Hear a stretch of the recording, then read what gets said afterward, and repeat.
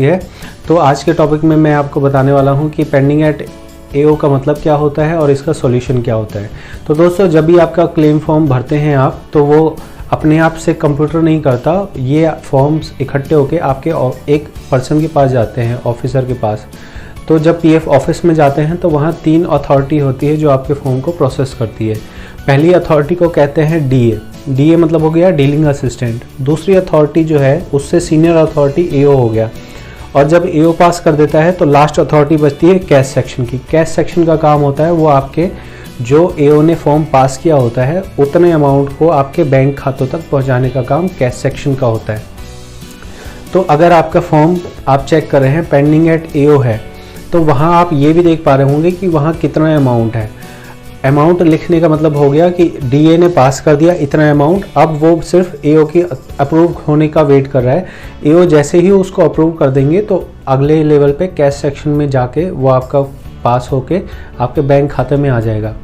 अब कुछ लोगों को जो स्टेटस होता है उसके ऊपर अमाउंट तो लिखा रहता है लेकिन ऊपर रिजेक्शन लिखा रहता है।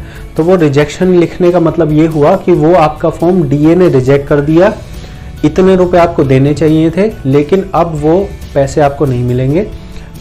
जब एओ उसको रिजेक्ट को ओके कर देगा तो आपका जो आप वेबसाइट पे जाके चेक करते हो वहाँ पे वो रीज़न लिख के दे देते हैं कि इस रीज़न से हमने रिजेक्ट किया है। तो अगर रिजेक्शन लिखा है तो आपको वेट करना पड़ेगा, जब एओ अप्रूव करेगा उसको तो ही आप वेबसाइट पे जाके क्लेम का रीज़न चेक करोगे कि उन्होंने किस रीज़न से रिजेक्ट किया है।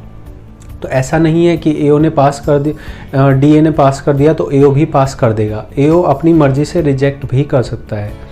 तो ये जानकारी थी एओ के बारे में। अब सॉल्यूशन के तौर पे बहुत लोगों का ये डाउट रहता है जो मुझे व्हाट्सएप से पूछते हैं या कमेंट में पूछते हैं कि हमारा इतने दिन से पेंडिंग है और हमें पैसों की सख्त ज़रूरत है, इमरजेंसी है कोई। तो उनके लिए सॉल्यूशन के तौर पे 2 सॉल्यूशन है। एक तो ऑनलाइन सॉल्यूशन है जिसमें ग्रीवेंस पोर्टल पे जाके हम अपनी परेशानी को बताते हैं और उसके साथ में मान लीजिए किसी को मेडिकल इमरजेंसी या ऑपरेशन कराना है तो उनके लिए हम डॉक्यूमेंट के तौर पे उनके मेडिकल प्रिस्क्रिप्शन या जो ट्रीटमेंट उनका चल रहा होता है वो डॉक्यूमेंट को पीडीएफ में बना के लगाते हैं। तो ये चीज़ आप ग्रीवेंस जो है ऑनलाइन खुद से फाइल कर सकते हैं, या अगर आपको दिक्कत हो तो आप मुझसे भी ये काम करवा सकते हैं।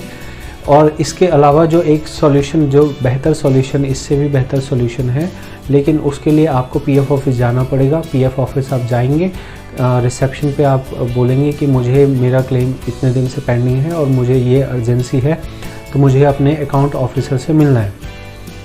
वो आपको गेट पास बना के दे देंगे। आप अकाउंट ऑफिसर से मिलिए, वहाँ जाके उन्हें बताइए कि ये परेशानी है, तो वो आपका क्लेम फॉर्म इमीडिएट बेस पे प्रोसेस कर देंगे।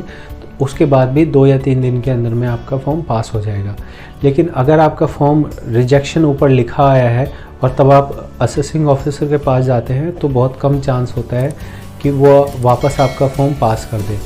तो ये जानकारी थी पेंडिंग एट एओ के बारे में या पेंडिंग एट डीए। ये दोनों चीज़ें जो है अंडर प्रोसेस का ही पार्ट है।